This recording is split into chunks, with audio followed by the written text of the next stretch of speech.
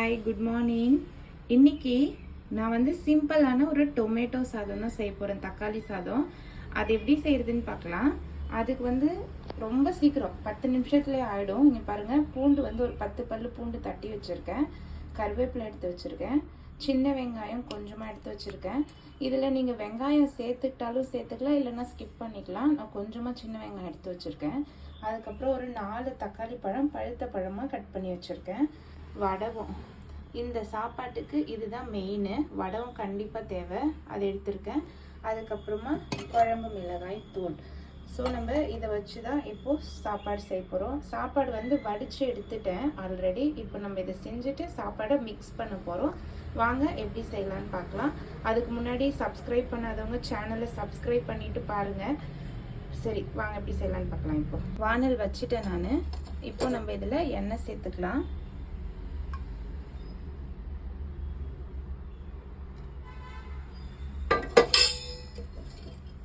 எண்ணெய் காஞ்ச உடனே நம்ம வந்து ஃபஸ்ட்டு வடகம், பூண்டு, எடுத்து வச்சுருக்க வெங்காயம், கருவேப்பிலை ஃபஸ்ட்டு சேர்க்க போகிறோம். எண்ணெய் காயிட்டும். எண்ணெய் காஞ்சிடுச்சு. இப்போ நம்ம வந்து வடகம் சேர்த்துக்க போகிறோம்.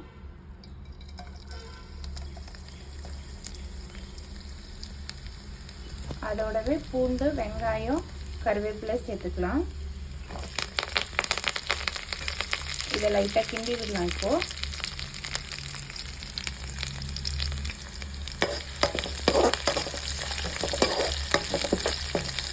நம்ம வடவை வீட்லேயே வடவெல்லாம் செய்கிறப்பவே அதில் பெருங்காயம் எல்லாமே சேர்ப்பாங்க இல்லையா, அதனால நான் பெருங்காயத்தூள் சேர்க்கலை. அதுக்கப்புறம் பார்த்தீங்கன்னா சின்ன வெங்காயம் வேணும்னா சேர்த்துக்கோங்க, இல்லைன்னா கூட நீங்கள் வெறும் வடகம், பூண்டு, கருவேப்பிலை, தக்காளி போட்டு செஞ்சுட்டு குழம்பு தூள் சேர்த்து சாப்பாடு மிக்ஸ் பண்ணிக்கலாம். நான் வந்து வீட்டில் சின்ன வெங்காயம் இருக்குது, சரி கொஞ்சமாக சேர்த்துக்கலாம் செஞ்சுருக்கேன், அவ்வளோதான்.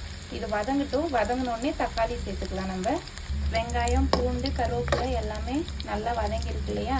இப்போ நம்ம வந்து தக்காளியை சேர்த்துக்க போகிறோம். தக்காளியை சேர்த்து நல்லா ஒரு 10 நிமிஷமாவது நல்லா வதக்கணும். இது நல்லா வதங்கி எண்ணெய் பிரிஞ்சு வந்ததுக்கப்புறம் நம்ம வந்து குழம்பு தூள் சேர்த்துட்டு சாப்பாடை மிக்ஸ் பண்ண போகிறோம்.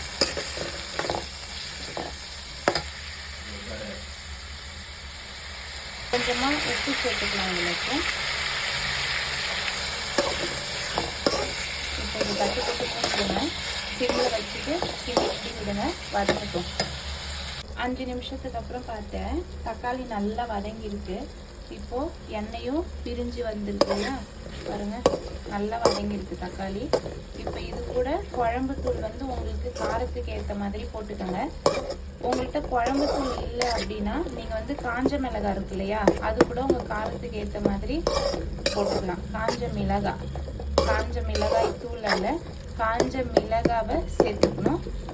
குழம்பு தூள் யூஸ் பண்ணல அப்படின்னா நீங்கள் அப்படி கூட யூஸ் பண்ணிக்கலாம்.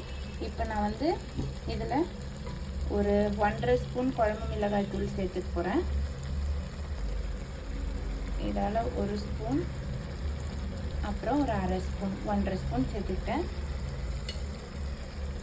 அதே மாதிரி கிண்டி விட்டுட்டு ஒரு 5 நிமிஷம் அப்படியே வதக்க விடலாம். சிம்மில் வச்சுருங்க, இல்லைன்னா அடி பிடிச்சிக்கும். சிம்மில் வச்சுட்டு 5 நிமிஷம் அந்த ஸ்மெல்லு, மிளகாத்தூள் ஸ்மெல்லு நல்லா போயிட்டு நல்லா அந்த தக்காளியோட மசாலா சேர்ந்து வந்ததுக்கப்புறமா நம்ம சாப்பாடு போட்டு மிக்ஸ் பண்ணிக்கலாம். பாருங்கள், 5 நிமிஷத்துக்கு அப்புறம் தக்காளி மசாலாவோட சேர்ந்து நல்லா வதங்கி வந்துருக்கு இல்லையா. இப்போ இது ஒரு 5 மினிட்ஸ் ஆறட்டும். அதுக்கப்புறம் நம்ம வந்து வடித்து வச்சுருக்க சாப்பாட்டை இதோட சேர்த்து மிக்ஸ் பண்ணி எடுத்துக்கலாம். சாப்பாடு வடித்து ஆற வச்சு எடுத்து வச்சுருக்கேன். ஆறினோடனே கொட்டி மிக்ஸ் பண்ணிக்கலாம். ஆறிடுச்சு சாப்பாடு வந்து இப்போ மிக்ஸ் பண்ணி எடுத்துக்கலாம்.